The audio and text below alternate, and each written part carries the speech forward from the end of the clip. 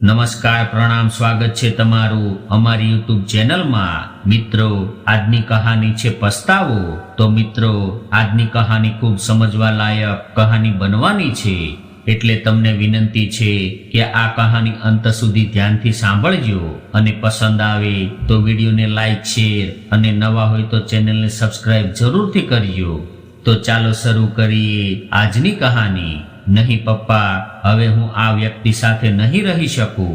હું પણ કેટલું સહન કરી શકું। આખો દિવસ ઘરનું કામ કરું છું, છતાં પણ એ મારી થોડી ઘણી ઈચ્છાઓ પણ પૂરી નથી કરી શકતા। અને હું તો પહેલા જ કહેતી હતી કે છોકરાનો પગાર ઓછો છે, પરંતુ ત્યારે તમે મારી વાત ન સાંભળી અને તમારા કહેવાના લીધે જ મેં એની સાથે લગ્ન કર્યા। હવે 30,000 રૂપિયાના પગારમાંથી દર મહિને 5,000 રૂપિયાની બચત કરે છે અને ફક્ત 25,000 રૂપિયા મારા હાથમાં આપે છે અને એવું કહે છે કે આટલા પૈસાથી આખા મહિનાનો ખર્ચો કાઢવાનો છે। શીતલે ગુસ્સો કરીને એના પપ્પાને આવું કહ્યું ત્યારે રમેશભાઈ કહેવા લાગ્યા કે કાંઈ વાંધો નહીં દીકરી, આમ પણ અત્યારે મેહુલ કોઈ સારી નોકરી શોધવાની કોશિશ તો કરી રહ્યો છે અને થોડા સમય બાદ એને સારી નોકરી મળી જશે, ત્યારે બધું જ બરાબર થઈ જશે અને કદાચ ધ્યાન દઈને ખર્ચો કરીએ તો ઘર ચલાવવામાં 25,000 પણ ઓછા નથી પડતા। પરંતુ શીતલ કંઈ સાંભળવા માટે તૈયાર નહોતી અને કહેવા લાગી કે પપ્પા, આજકાલ મોંઘવારી કેટલી વધી ગઈ છે એ તો તમે પણ જાણો છો, અને આટલા પૈસાથી તો ઘરનો ખર્ચો પણ ખૂબ મુશ્કેલીથી પૂરો થાય છે, તો પછી મારી ઈચ્છાઓનું શું થશે? મારા પણ કંઈક અરમાન છે અને હું મેહુલને મારી ઈચ્છાઓ વિશે કંઈક કહું છું તો એ મને એવું કહી દે છે કે થોડા દિવસ એડજસ્ટ કરી લે, થોડા સમય બાદ મને સારી નોકરી મળી જશે, ત્યારે તારે જે લેવું હોય એ લઈ લેજે।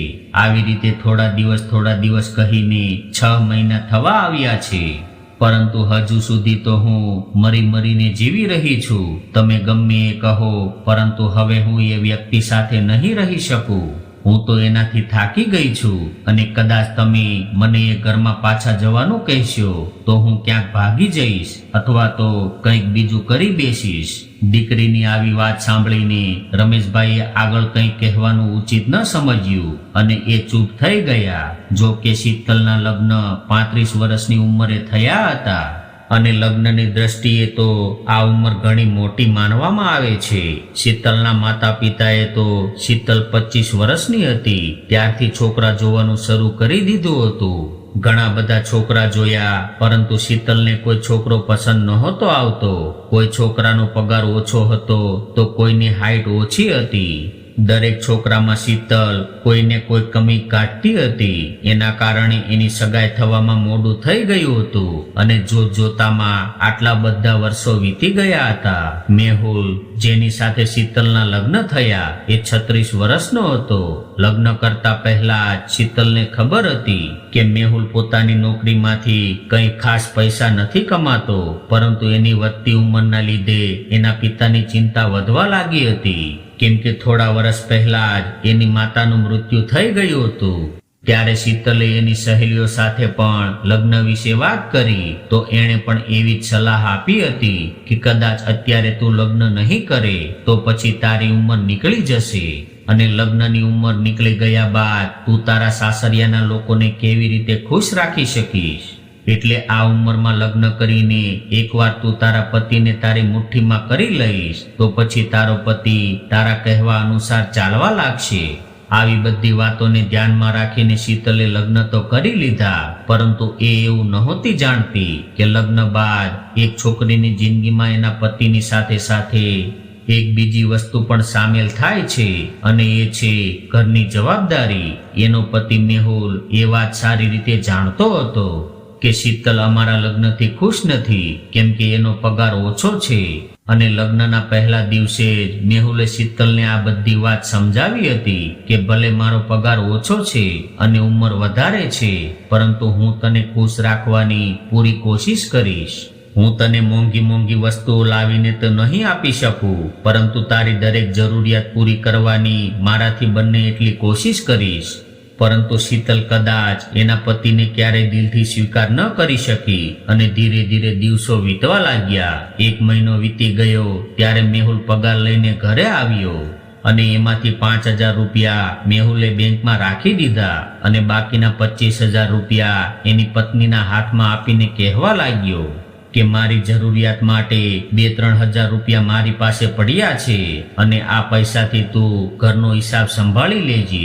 પરંતુ જ્યારે શીતલે પોતાની જરૂરિયાતના પૈસા એમાંથી કાઢી લીધા અને ત્યારબાદ 1 મહિનાના ઘરના ખર્ચાનો હિસાબ કર્યો તો થોડા પૈસા ઓછા પડી ગયા. ત્યારે શીતલે તો એના પતિને ચોખ્ખું કહી દીધું કે હું આટલા પૈસાથી ઘરનો ગુજારો નહીં ચલાવી શકું. એટલે મેહુલ બોલ્યો કે બસ થોડા દિવસોની વાત છે, હું બીજી નોકરી જોઈ રહ્યો છું અને ખૂબ જલ્દી જ આ સમસ્યાનું સમાધાન થઈ જશે. એ સમયે તો શીતલ ચૂપ રહી ગઈ. પરંતુ ધીરે ધીરે સમય વીતવા લાગ્યો અને સમયની સાથે સાથે એની ધીરજ પણ તૂટવા લાગી. હવે પતિ પત્ની વચ્ચે ઝઘડા થવા લાગ્યા અને શીતલ તો હંમેશા મેહુલ પાસેથી વધારે પૈસાની ડિમાન્ડ કરવા લાગી. પરંતુ મેહુલ પણ હંમેશા એને એડજસ્ટ કરવા માટે કહેતો હતો. એક દિવસ વાત એટલી બધી વધી ગઈ કે શીતલ એ ઘરમાં કોહરામ મચાવી દીધો અને એના પતિ સાથે ઝઘડો કરીને એ પોતાના પિયરમાં આવી ગઈ. પિયરમાં આવ્યા બાદ એણે નક્કી કરી લીધું કે હવે હું મેહુલ સાથે નહીં રહી શકું. ત્યારબાદ મેહુલે શીતલને ઘણીવાર ફોન કર્યો અને પાછા આવવા માટે કહ્યું, પરંતુ શીતલે તો જાણે જીદ કરી લીધી હતી કે હવે હું પાછી નહીં આવું. ધીરે ધીરે 1 મહિનો વીતી ગયો ત્યારે મેહુલ શીતલને મનાવવા માટે એના પિયરમાં આવ્યો. મેહુલ તો એવું વિચારી રહ્યો હતો કે સમયની સાથે શીતલનો ગુસ્સો થોડો ઓછો થઈ ગયો હશે, પરંતુ મેહુલને જોઈને શીતલ ગુસ્સે થઈ ગઈ અને કહેવા લાગી કે તમે અહીંયા શા માટે આવ્યા છો? અહીંયા તમારું કોઈ નથી રહેતું. ત્યારે મેહુલે કહ્યું કે જો શીતલ થોડો વિચાર કર અને શાંતિથી કામ લે. તકલીફો તો દરેક વ્યક્તિના જીવનમાં આવે છે, પરંતુ આવી રીતે અલગ થઈ જવું એ તો કોઈ સમસ્યાનો હલ નથી. મેહુલને આવી રીતે વાત કરતા જોઈને રમેશભાઈ ખૂબ પ્રભાવિત થયા. એ જાણતા હતા કે ભલે મેહુલનો પગાર ઓછો છે, પરંતુ એ શીતલને ખૂબ પ્રેમ કરે છે. ત્યારે રમેશભાઈએ પોતાની દીકરી શીતલને સમજાવવાની કોશિશ કરી કે દીકરી, તું તો ભણેલી ગણેલી છો અને કદાચ તમારા ઘરના ખર્ચામાં પૈસા ઘટી રહ્યા છે તો તું પણ કોઈ કામ કરી શકે છે. પિતાની આવી વાત સાંભળીને શીતલ ખૂબ ગુસ્સે થઈ ગઈ અને કહેવા લાગી કે પિતાજી, કદાચ બહાર જઈને નોકરી જ કરવી હોય તો પછી હું આ વ્યક્તિ સાથે શા માટે રહું?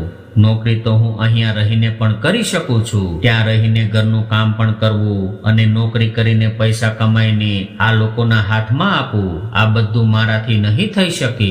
ત્યારે મેહુલે પણ ખૂબ પ્રેમથી શીતલને સમજાવવાની કોશિશ કરી, પરંતુ શીતલે ચોખ્ખું કહી દીધું કે જે દિવસે તમે સારો પગાર લાવવા લાગશો અને સારું કમાવા લાગશો એ દિવસે મને લેવા આવી જજો, કેમ કે હું એવા વ્યક્તિ સાથે નહીં રહી શકું જેની હેસિયત મારો ખર્ચો ઉઠાવવાની પણ ન હોય. શીતલનો આવો અપમાનજનક જવાબ સાંભળીને મેહુલને ખૂબ દુઃખ થયું. આજ સુધી મેહુલ એની બધી જ વાતો સાંભળતો રહ્યો હતો, પરંતુ આ વખતે એના આત્મસન્માનને ચોટ લાગી હતી. એટલે એ તરત જ ત્યાંથી ઊભો થઈને પોતાના ઘરે જતો રહ્યો. હવે મનમાં ને મનમાં એણે નક્કી કરી લીધું હતું કે હવે મારે આગળ શું કરવું છે. થોડા દિવસ બાદ મેહુલે એક વકીલ સાથે વાત કરી અને શીતલને ફોન કરીને એવું કહ્યું કે શીતલ, કદાચ તું અલગ થવા માંગતી હોય તો હું તને નહીં રોકું. આટલું સાંભળતા શીતલનો ગુસ્સો 7મા આસમાન પર પહોંચી ગયો અને ફોન પર ચિલ્લાવા લાગી અને કહેવા લાગી કે જે વ્યક્તિ મારો ખર્ચો પણ નથી ઉઠાવી શકતો એ વ્યક્તિ આજે મને છોડવાની ધમકી આપી રહ્યો છે. નથી રહેવું મારે તારી સાથે, હું તારાથી છૂટાછેડા લેવા માંગુ છું. ત્યારબાદ વકીલ સાથે વાત કરીને મેહુલે છૂટાછેડાના કાગળ શીતલના ઘરે પહોંચાડી દીધા અને શીતલે પણ અહંકારમાં આવીને એ કાગળ પર સાઇન કરી દીધી. હવે આ મામલો કોર્ટમાં જતો રહ્યો અને જજ સાહેબે મેહુલને છૂટાછેડા લેવાનું કારણ પૂછ્યું. એટલે મેહુલ કહેવા લાગ્યો કે વાત જાણે એમ છે કે મારો પગાર મારી પત્નીના હિસાબથી ખૂબ ઓછો છે. મારી ખૂબ કોશિશ કરવા છતાં પણ હું એને ખુશ નથી રાખી શકતો. અને કોઈ પણ વ્યક્તિને જબરજસ્તી કરીને ખુશ રાખવાની મારી હિંમત નથી અને આનાથી વધારે હું કંઈ નથી કરી શકતો. આ બાજુ જ્યારે શીતલને પૂછવામાં આવ્યું ત્યારે એણે એવું કહ્યું કે હું કોઈ એવા વ્યક્તિ સાથે નથી રહી શકતી જે મારી જરૂરિયાતો પણ પૂરી ન કરી શકે, એટલે હું મેહુલથી અલગ થવા માંગુ છું, કેમ કે મને મારી ખુશી પ્રમાણે રહેવાનો પૂરો અધિકાર છે. ત્યારે જજ સાહેબે શીતલને સમજાવીને કહ્યું કે કદાચ એક વ્યક્તિના પગારમાંથી ગુજારો નથી ચાલી શકતો તો પછી પત્ની પણ પોતાના પતિની મદદ કરવા માટે કામ કરી શકે છે અને એમાં કોઈ ખરાબ વાત નથી હોતી.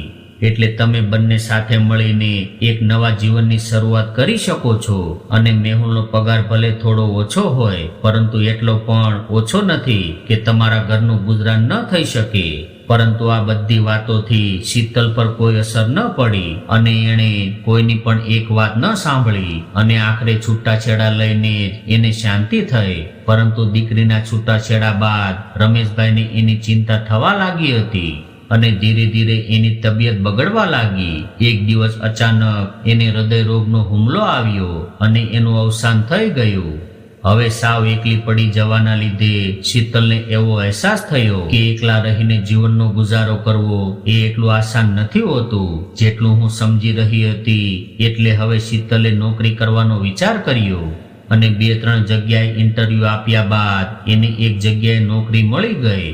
પરંતુ પહેલા દિવસથી જ એને એવો અહેસાસ થઈ ગયો હતો કે નોકરી કરવી એ કેટલું મુશ્કેલ કામ છે. નોકરી કરી રહેલો કર્મચારી કદાચ ખૂબ સારું કામ કરે તો પણ કોઈ એના વખાણ નથી કરતું, પરંતુ કદાચ એના કામમાં થોડી ઘણી ખામી રહી ગઈ હોય તો એના સાથી કર્મચારીઓ પણ એને ઘણું બધું સંભળાવી દે છે અને બોસ પણ એટલા બધા ગુસ્સો કરે છે કે એ નોકરી કરી રહેલા વ્યક્તિનું આત્મસન્માન તૂટી જાય છે. હવે ઓફિસમાં બધા જ લોકોને ખબર પડી હતી કે શીતલે છૂટાછેડા લીધેલા છે, એટલા માટે બધા જ લોકો એને ખરાબ નજરથી જોતા રહેતા. સવારે 9 વાગ્યાથી લઈને સાંજના 5 વાગ્યા સુધી લગાતાર મહેનત કર્યા બાદ શીતલ 12,000 રૂપિયા મહિને કમાઈ રહી હતી અને ઉપરથી રોજ રોજ એના કામમાં કોઈને કોઈ કામી કાઢીને એના બોસ એને ખીજાતા રહેતા. હવે શીતલ વિચારવા પર મજબૂર થઈ ગઈ હતી કે મેહુલના ઘરે રહેતી હતી ત્યારે તો મને ઘરે બેઠા જ 25,000 રૂપિયા ખર્ચા માટે મળી રહ્યા હતા અને 5,000 રૂપિયાની બચત થઈ રહી હતી અને ત્યાં રહીને ભલે મારે થોડું ઘણું ઘરનું કામ કરવું પડતું, પરંતુ મને જ્યારે મન થાય ત્યારે આરામ પણ કરી લેતી અને ક્યારેક ભોજન બનાવવાની ઈચ્છા ન હોય ત્યારે મેહુલ સાથે બહારથી મંગાવી લેતી અને ક્યારેક મારું માથું દુખતું અથવા તો તાવ આવી જતો ત્યારે બિચારો મેહુલ ઓફિસેથી ઘરે આવીને ઘરનું બધું જ કામ કરી લેતો. મેહુલ અમારું ઘર ચલાવવા માટે રાત દિવસ મહેનત કરી રહ્યો હતો અને કોણ જાણે દિવસમાં કેટલી વાર એને એના બોસ ખીજાતા હશે, પરંતુ હું તો એને દિવસભર એવું જ કહેતી હતી કે તમે મારી ઈચ્છાઓ પૂરી નથી કરી શકતા. આજે છૂટાછેડા લીધા એને 6 મહિના થયા હતા અને 6 મહિના બાદ શીતલ 12,000 રૂપિયા કમાઈને ખૂબ મુશ્કેલીથી પોતાની જરૂરિયાતો પૂરી કરી રહી હતી. ઉપરથી એકલા રહીને કંટાળી ગઈ હતી અને આ બાજુ મેહુલ આજે પોતાની નોકરીમાંથી મહિને 1 લાખ કમાઈ રહ્યો હતો અને બીજી કોઈ સારી છોકરી સાથે લગ્ન કરીને એણે પોતાનું ઘર વસાવી લીધું હતું. હવે શીતલને પોતાના પિતાજીએ કહેલી વાતો યાદ આવી રહી હતી. ત્યારે એના પિતાએ કહ્યું હતું કે દીકરી, માતા પિતા હંમેશા માટે તમારી સાથે નહીં રહેતા, એટલા માટે સમય રહેતા લગ્ન કરીને તું તારું ઘર વસાવી લે. પરંતુ દુર્ભાગ્યથી શીતલે સંબંધોને પૈસાની સાથે તોલીને ખૂબ મોટી ભૂલ કરી હતી. હવે શીતલ પાસે પસ્તાવો કરવા સિવાય બીજો કોઈ વિકલ્પ નહોતો. મિત્રો, આજના સમયમાં જીવનસાથીની પસંદગી કરતા સમયે લોકોને પૈસા વધારે પડતું મહત્વ આપે છે, પરંતુ સૌથી વધારે એ જાણવું જરૂરી હોય છે કે છોકરો અથવા છોકરીનું ચરિત્ર કેવું છે. વિવાહના બંધનને વ્યવસ્થિત રીતે નિભાવવા માટે એકબીજા પ્રત્યે વિશ્વાસ અને માન હોવું ખૂબ જરૂરી છે. જીવનના ઉતાર ચઢાવમાં એકબીજા પ્રત્યે વિશ્વાસ રાખવો અને એકબીજા સાથે ઊભા રહેવું એ પતિ પત્નીના સંબંધને મજબૂત બનાવવાની આધારશિલા છે. કદાચ કોઈ ઘરમાં પતિ પત્ની એકબીજાનું સન્માન કરતા હોય અને એકબીજાની ભાવનાઓને સમજતા હોય તો એવા ઘર સાચા અર્થમાં સ્વર્ગ સમાન હોય છે. તો મિત્રો, આજની સ્ટોરી તમને કેવી લાગી કોમેન્ટમાં જરૂર જણાવજો. અને પસંદ આવી હોય તો વિડીયોને લાઈક, શેર અને નવા હોય તો ચેનલને સબસ્ક્રાઇબ જરૂરથી કરજો. હર હર મહાદેવ.